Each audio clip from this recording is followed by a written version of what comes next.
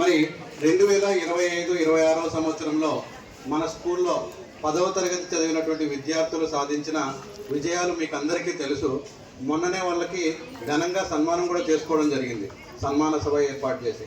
మరి తల్లిదండ్రులకు తెలియదు కాబట్టి వాళ్ళందరూ వచ్చిన సందర్భంగా మరొకసారి వాళ్ళ గురించి తెలియజేస్తున్నాం.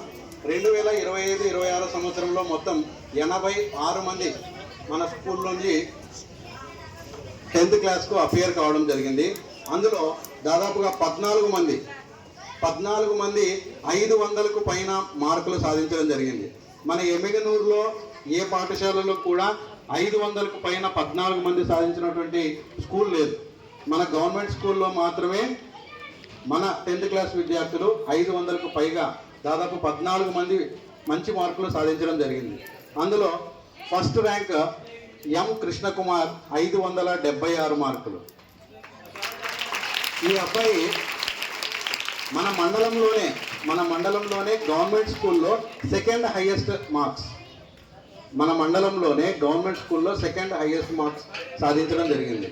అంటే చూడండి, మన స్కూల్లో నుంచి ఎంత గొప్ప విద్యార్థులు మంచి మార్కులతో ఈ స్కూల్లో నుంచి వెళ్తూ ఉన్నారు.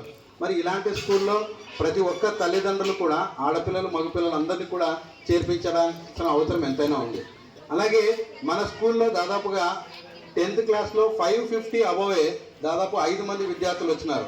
రాహుల్ 570, అలాగే గురు కిరణ్ 550, ఆర్కే చరణ్ 568, అలాగే ఉమేష్ 569 మార్క్స్తో మన మండలంలోనే ఎక్కువ మార్కులు సాధించడం జరిగింది. కేవలం 10th క్లాస్లో మాత్రమే కాదు, 10th క్లాస్ తర్వాత చాలా పోటీ పరీక్షలకు మన స్కూల్లోని విద్యార్థులందరూ కూడా ఏ సెక్షన్ బి సెక్షన్ విద్యార్థులందరూ కూడా అప్లై చేసి వాటన్నిటిని చక్కగా రాసి అందులో మంచి ఉత్తీర్ణత సాధించడం జరిగింది. మరి మన మండలంలోనే ఏ స్కూల్లోనూ కూడా గవర్నమెంట్ స్కూల్లో ఏ విద్యార్థులు సాధించనంత ప్రగతి మన స్కూల్ విద్యార్థులు సాధించారు. అందులో భాగంగా మన స్కూల్లో నుంచి దాదాపుగా ఏపీఆర్జేసీలో మొత్తం 8 మంది విద్యార్థులు సీట్ సంపాదించడం జరిగింది. ఏపీఆర్జేసీ గ్యారంపల్లిలో దాదాపుగా 8 మంది విద్యార్థులు, అక్కడ మన రాష్ట్రంలోని అన్ని స్కూళ్ళలో నుంచి కలిపి మొత్తం 40 నుంచి 60 సీట్లు ఉంటే కేవలం మన స్కూల్లో నుంచి మాత్రమే 8 మంది విద్యార్థులు అక్కడ సీట్ సంపాదించడం జరిగింది. అక్కడ ఉన్నటువంటి టీచర్లందరూ కూడా ఆశ్చర్యపోయినారు, ఒకే స్కూల్లో నుంచి ఇంతమంది విద్యార్థులు ఎలా వచ్చారు అని. కానీ దాని తర్వాత వాళ్ళకి అంతకంటే మంచి అవకాశం ఆర్డిటి రూపంలో రావడం జరిగింది. ఆర్డిటి అనేటటువంటిది ఒక స్వచ్ఛంద సంస్థ, రూరల్ డెవలప్మెంట్ ట్రస్ట్. ఇక్కడే మనకు పక్కలోనే ప్లేగమ్మ గుడి పక్కన ఈ సంస్థ ఉంది. ఇది ఒక స్వచ్ఛంద సంస్థ. ఇది 10th క్లాస్లో అత్యధిక మార్కులు సాధించినటువంటి విద్యార్థులకు వాళ్ళ తర్వాత పై చదువులు చదువుకోవడానికి ఉచితంగా ప్రైవేట్ కాలేజీల్లో చదువుకోవడానికి మొత్తం డబ్బుని వాళ్ళే ఖర్చు పెట్టి ఉచితంగా చదివించడం జరుగుతుంది.